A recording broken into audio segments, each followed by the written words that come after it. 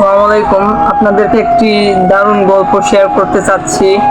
গল্পটা শুনে আমাকে বলবেন যে কেমন হয়েছে। আপনারা তো কেউ সাবস্ক্রাইব করেন না, থাক সাবস্ক্রাইব করা লাগবে না, না করেই দেখেন। একজন বাবার গল্প।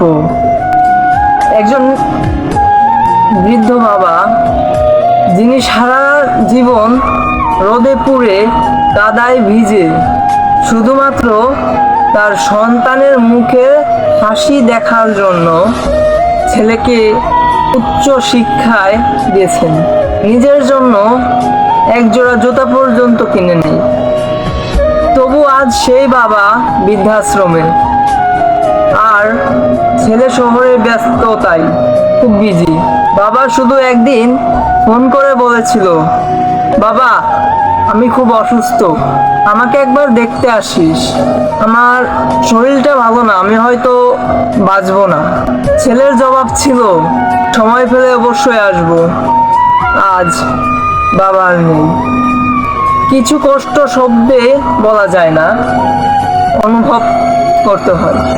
যাদের বাবা মা এখনো বেঁচে আছেন, সময় থাকতে একটু মূল্য দিন, কারণ তারা সারা জীবন থাকবে না।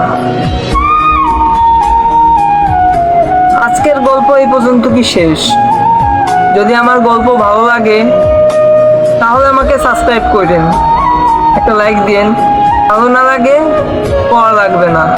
আসসালামু আলাইকুম।